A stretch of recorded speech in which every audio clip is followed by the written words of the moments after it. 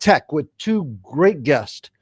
I thought that we'd flip it up a little bit. This conversation's been going on with whether we create Miami, whether Miami will be a tech hub for the future, certainly the eastern part of the country, certainly this part of the hemisphere. And normally what we do is we talk to industry giants, we talk to politicians, but we very seldom speak to the practitioners, the people on the ground, the small business owner and the workforce, the future of the workforce. So I wanted to introduce Anthony Valenzuela, and I'll let you introduce yourself and talk about your accolades and your position in Miami-Dade College. I think it's very cool. And also Hugh Meighan. I always pronounce that. I want to change it up, but it's Meighan, right? Yeah. An IT business owner, a guy that I've known for a while, really think highly of. But without further ado, because it's not about me, this is about you. Why don't you introduce yourself, Anthony, and tell the viewers about you? Sure. So something the viewers might not know is that I actually had Robert on my podcast, the Mindset Podcast. So he's paying it back now. But no, seriously, my name's Anthony. I am the student government president at Miami-Dade College Kendall campus. It's a huge honor to be in that position. I also have a podcast, like I mentioned, the Mindset Podcast, and I'm also a real estate agent with my family business, the Valenzuela Real Estate Group. So a little bit of everything. I like to taste a little bit of everything, and I'm excited to be here. How old are you? I am 19. Look at that. 19. A star in the making. Motivated. Well, let's go to Hugh. Tell us about you. Well, my name is Hugh Meighan. I'm president of Principal IT. I've been in the IT industry for over 20 years. I've seen the ups and downs of Florida when it comes to IT, and been fortunate to be in the business so long, and look forward to the future. Well, let's jump right into it. There have been a series of articles, and most recently this morning, Channel 6. Actually, I think it was last night that they ran a piece talking about the mayor of Miami, Francis Suarez, who we look forward to having on the next show on January 5th. I can't believe we're already going into the new year. Anyway, so he looks at pushing Miami to becoming the next tech hub. What does that mean?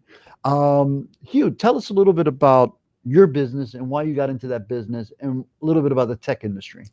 So the reason why I got into the business is I used to be an IT manager for a large shipping company here in South Florida.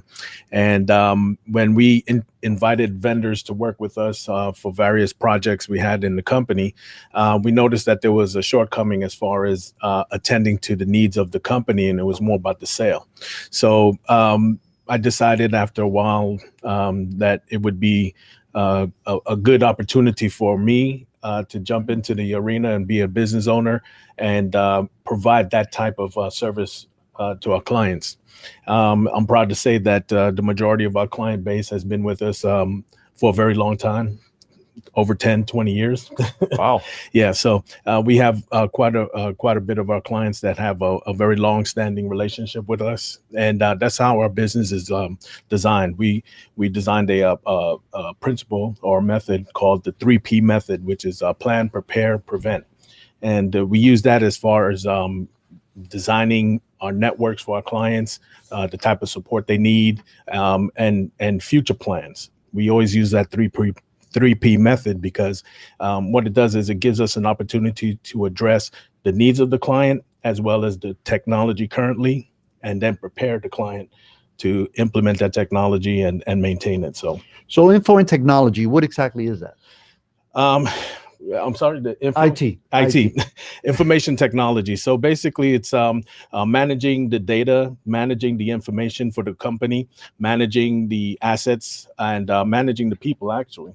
Helping them understand what the technology is, how it's used, when to use it, and to try and protect the company as much as possible. We're fortunate and lucky to say that the majority of our clients, none of them have any ransomware attacks. That's been in the news lately, and they've been protected. We take a proactive approach to our protection by education and systems. So we're in a good position. If I could just jump in here, because it's really important to frame why we're having this conversation, right?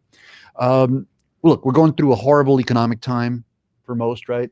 COVID has definitely been the unmasking of many inequities, inequalities, and some shortcomings. Yes. We're moving into technology age. COVID, if anything, has brought us closer to the computer, the screen, this podcast world. And I guess that's how you guys started, Anthony, right? Yeah. Yeah, that's exactly how we started. We found the need, right? We found out that a lot of young people, college students, let's say, wanted to get something different. They couldn't spend time sitting down and watching a YouTube video for 30 minutes. They wanted to listen to something as they did stuff. So it's just seeing what the consumer wants, what the market wants, and then adjusting to that. And I think, like I told you, Robert, on the phone, is that COVID-19 sped up the process. We were eventually going to get to these conversations of having a tech hub, but now because of COVID, it just sped it up so much more that we kind of forced ourselves into this scenario. I'm curious, you're the president of the student government body in Miami-Dade campus, Miami-Dade College campus, Kendall campus. Yes, sir. You're amongst your peers. As you're looking at the job market, what do you see?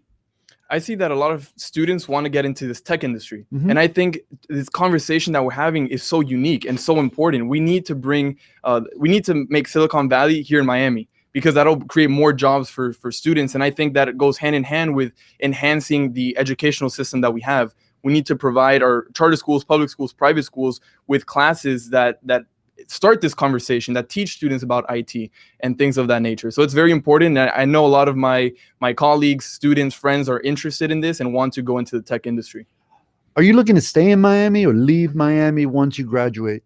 I want to stay in Miami, and I think that's what Miami needs to focus on, of containing the talent, keeping the talent here in South Florida, because so many times I hear of friends that want to stay in Miami because it's all they know, is where they've lived. But unfortunately, there's other states that are recruiting them better, other jobs that are paying them more out of state, so they leave. But they really want to stay here in South Florida. And I think bringing the tech industry, like I said, is going to create more opportunities for young folks, students graduating from Barry, FIU, Miami-Dade, to stay here in Miami, to keep the talent here. Absolutely. So Hugh, let's talk about this. So Anthony, right? Yes. Future workforce, want to keep them in Miami. Absolutely. How do we grow this pool of workforce and these opportunities to be able to not only help companies like yours, right? That's right. But help these young people get employment? Well, I think that the number one thing we need to do is we need to have a three-pronged approach. We need the government to be on board and provide incentives to create what has been designated as a science and technology park, a true science and technology park in South Florida.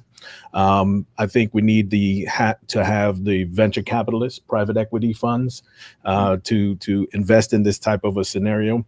And we also need the students to be aware that this is the future. We're going to be a hub for technology, for businesses, incubation, and so forth, so that we could keep the talent here. We're very fortunate, to be honest with you. We have a very diverse pool of talent here in South Florida. And I think that we could take advantage of that to grow the industry to a Silicon Valley type of environment.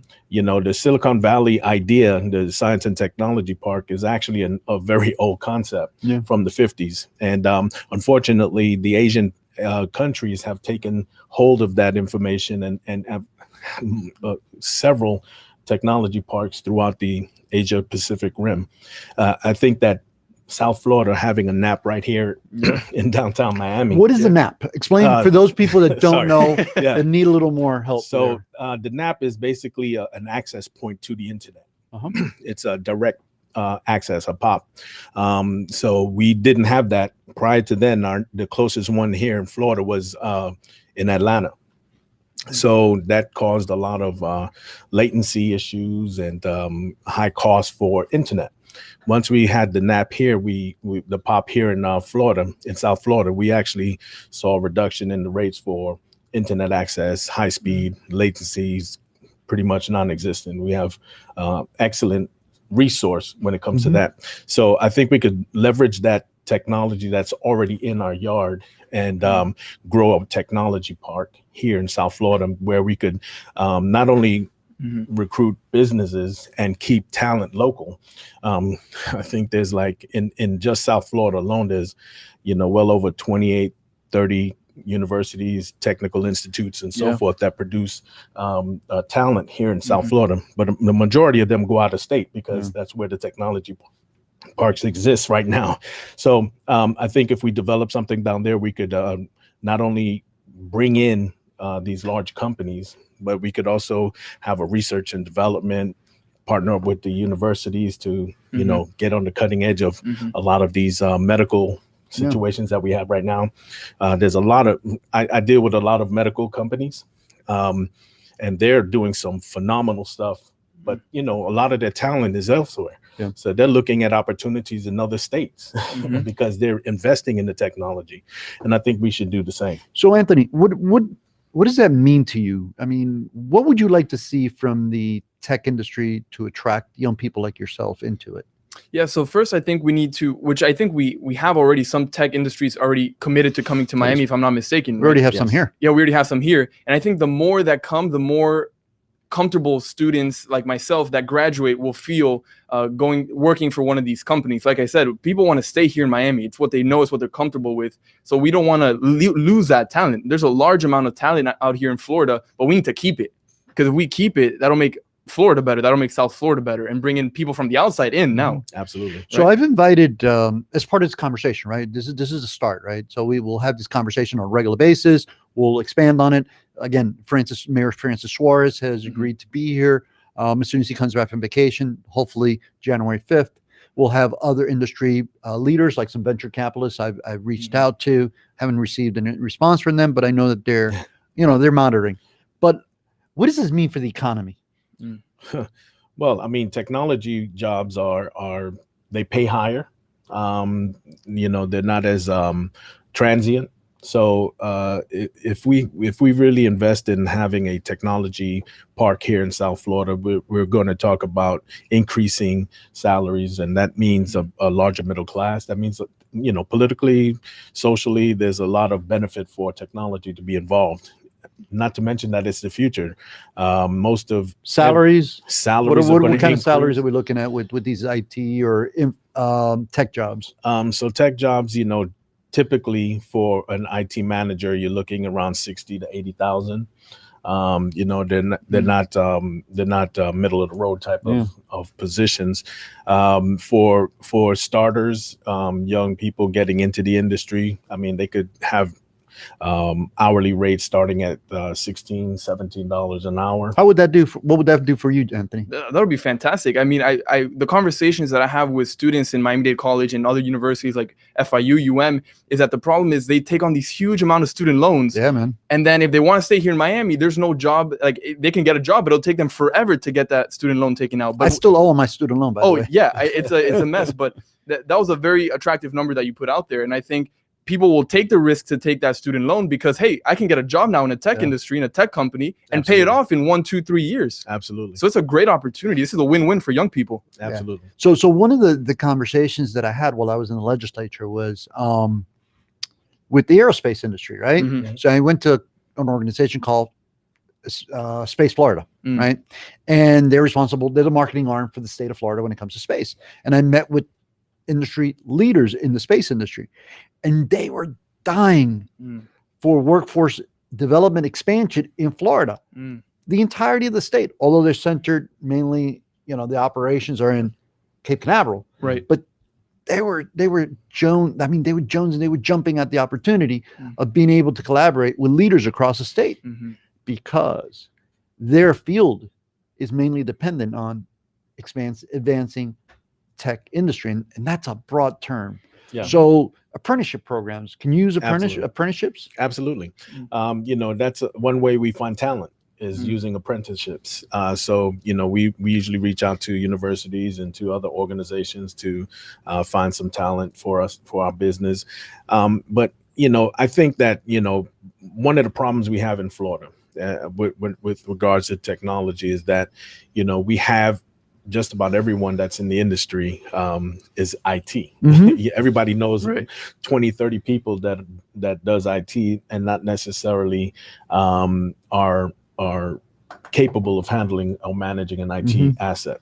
So by bringing in the technology parks, what that does is it increases the value on information knowledge. So you're going to tend to find that will drive out some of the actors, and the real professionals will remain.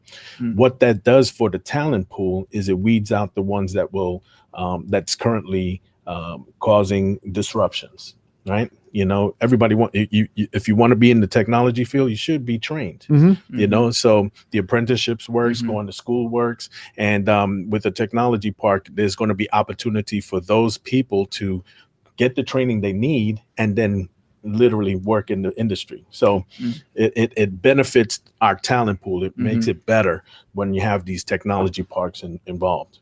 Anthony, do you know that there's a law in the Mhm. state of Florida that provides for free tuition for those that are in apprenticeship programs? Did you know that? I did not. And certainly tuition, they call it fee waivers, right? In Fee the waivers, apprenticeship programs. yes. But as you go into college and Mhm. university, Right. how would that help you? Oh, that'll be tremendous. I mean, I think a common factor that all college students face is debt. It's Mhm. paying for things, right? We don't have the money yet. We have to pay everybody and pay for everything. That's right. So any kind of help that we can get would be greatly appreciated. So I want you guys to stay with me on this because the problem with that law is that there's no revenue stream, right? Mm. So the taxpayers are not taxed for To you know fund it. free tuition. Right. But if we turn to the industry, right, and let's say you're working on contracts, Mhm. and maybe that's part of that subsidy that you're talking about to bring companies down to South Florida. If let's say your tax scale was reduced a little bit, and therefore you were able to pay for your employee to go to school and train, right? Would Yes. you be willing to do that? Absolutely. That's part of that. First thing I said was the government. That is the main driver for this type of idea to be successful. They have to be on board because they provide the incentive Mhm. for companies to do something to help these things thrive. So I think that programs that you're referring to and other programs, besides tax reductions, to help incentivize businesses to come down and form here and move their headquarters down here and provide the infrastructure for it is beneficial. Well, let me turn the conversation to something else, right? It's still in the tech and it's still about attracting companies. But what message does it send you, either one of you? Anthony, you have now a podcast. You're involved in technology. You're providing information to your peers. What does it tell you when the elected leaders say, I want to attract, bring those that are outside the state to Florida? What does that say to the locals? We're moving in the right direction. We're moving in the right direction. Does it make you feel like you're left out at all? Not at all. It makes me excited, actually. It Really? makes me excited that we have an opportunity. All young people, millennials, are looking for is an opportunity. Once we have the opportunity in front of us, it's just a matter of going and getting it. And the millennials, we're very motivated. We want to get out there. We want to have a mission. We want to have a purpose. And I think with the tech industry coming down to Miami, it provides just that, an opportunity. So it's exciting. Good. And what about you, Meg? Hugh, how do you feel about that? Well, I'm encouraged. But from my position, I think that we need more than just the words. I think we need to see some action as far as the bills are concerned. They need to start laying the groundwork for it to happen. I think that we need the legislative process to be a little more streamlined when it comes to getting into the technology sector. We need some type of we need debate for the program to work. So that's very interesting that you say, government, and we're not talking about giveaways, by the way. No, this fee tuition waivers are not giveaways. The industry can pay for the students to go to school and while they're working, right? And then you're selecting the best of the best, right? Absolutely. You're able to see, and for a student, while you're going to school, it allows you to go into the field sooner and work in that field, so you don't spend 4 years, 5 years, 6 years, sometimes beyond, going to school for a degree or a profession. Exactly. That then you realize, oh crap, wrong one. wrong one.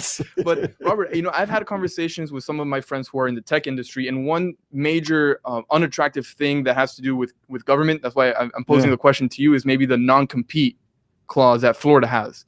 Is that an issue? Do you see that as an issue? Well, talk to me a little bit about that. Explain yourself. So I'm not sure if California, where Silicon Valley is, has that non-compete clause. Do you know if they have that?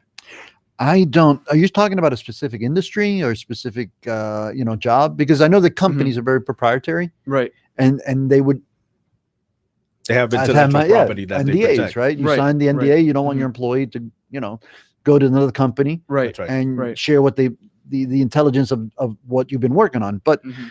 as far as Florida, look, I think we have a virgin territory, right? We have a Mhm. really interesting opportunity here. Mhm. We have, an economy that's been hit hard. Mhm. Miami-Dade County. How do we recover? How does our economy recover if tourism isn't at its height?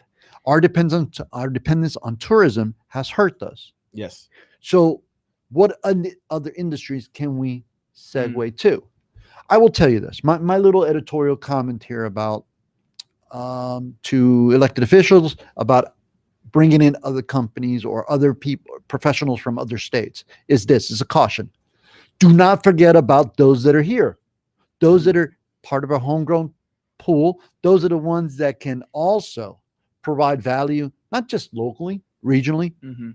but across the country. We have people that we cannot, discount and leave off the table. The state of Florida.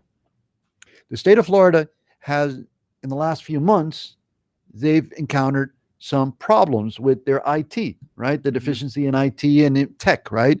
We saw it most recently with the unemployment, right? Mhm. The processing of unemployment, the people who are filing unemployment claims. I believe right. there's about 2 million in the state of Florida who have filed unemployment claims that we know of, perhaps more.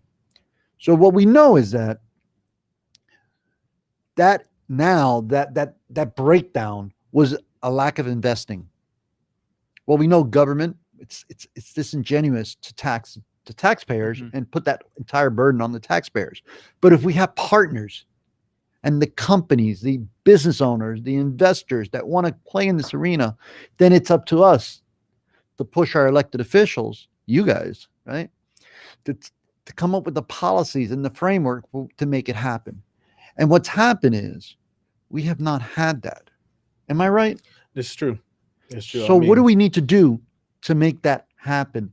What do we need to do? Impress on? Who do we need to impress on to ensure that your interests, our interests, are being looked out for? Well, first of all, I think that this is a bipartisan issue. Yeah. So I mean, this is something that affects both. All Party people. lines have Party no lines place have here. nothing. That it doesn't matter in this case. So I think that if we could address the technology parks and get the right incentives in place, and create the vehicle so that small businesses like myself can bring in the interns and apprentices to work with us and provide the training for them in the industry. We're going to we're going to maintain and create a larger pool for when the technology, because it takes a while to get a technology park built. It's not done overnight. So we're talking. Is it cost prohibitive? No, it's not. Because when you invest in a technology park, you're going to have commitments from large organizations, large businesses, from venture capitalists, and the infrastructure itself is going to be, expand the reach of the internet right now from where it is. So we have it's a continuing problem. We have internet problems with a lot of individuals in other areas in South Florida. So if we find a good spot for this technology park, we could expand the reach of the internet.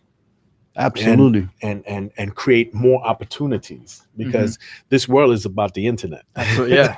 So let's talk about that. Look, I mean, before March of last year, right? Yep. Zoom was what? Skype was what? Yeah, Exactly. I didn't know what Zoom was. Uber That's right Eats there. was what? Exactly. Amazon. Yeah. So let me point something out. So we know that companies like Amazon, that are strictly online marketing, right? Online sales, technology. It took them roughly 20 years to amass Google, I believe. No, I'm sorry, Apple. I believe it took them almost 20 years to reach the point of $1 trillion in assets. Wow. They doubled it in the last year. Wow. Yeah. And that's why technology. Right. So in the last couple minutes, Anthony, promote yourself. Talk about what we need to do. what the elected officials, who they need to listen to, and what they need to be paying attention to. Absolutely. Look, the tech industry is coming whether we like it or not. It's not a matter of should it come, we're going to have the discussions, but it's coming either way, and it's coming strong. So we need to prepare and we need to be ready, because those who are prepared are gonna benefit from this. And I think Francis Suarez, the mayor of Miami, where his line of we need to create a Miami for everyone, can still happen with the tech industry. So if the tech industry is going to create ripple effects, right? The tech industry is going to create other areas that we need to improve, affordable housing and so on and so forth. So it's just a tip of the iceberg, but this is exciting. We need to have the politicians now go from talking about it to actually making things happen, concrete plans. And I think with that, we'll be on our way. And I think this is an exciting time for all people, old, young, in between, teenagers. This is going to be great for Miami. If they want to find you, where are they going to find you at? You can find me on Instagram. My Instagram handle is Anthony Valenzuela, 2 A's at the end. And I will be happy to collaborate with anyone. You even have people on the podcast, right? Robert, we're going to do some podcasts. We have to do some podcasts. We got to do some podcasts. But definitely, thank you so much for having me on the show. No, I look forward to continuing this conversation. I look forward to watching you continue to grow in your career. Thank you. Man, I'm excited for you. Thank you. I really am excited for you. I wish I could turn back the clock and be in your shoes. I know that's what you told me the other day. You, how about you? Promote yourself and tell the elected leaders what we need to hear from them. What we need them definitely. to do. Well, I hope our elected officials see that this is, again, a nonpartisan issue, and really work on the technology aspect of legislation for the state of Florida. I think we have a unique pool of talent here in South Florida, a diverse one that can really benefit from having the incentives available for expanding technology. My company is principal-it.com on the web. You can find us on Instagram, on LinkedIn. That's the best way to contact us, and Twitter. If you're looking for a straightforward IT company that will be able to help you build your company and maintain your assets and implement a method of your technology, which we have is the 3P method, which is plan, prepare, prevent. Please give us a call, contact us, reach out to us. We'll be willing to help anyone out there that needs that type of assistance. Outstanding. So here's what I'll tell you. So moving forward, right?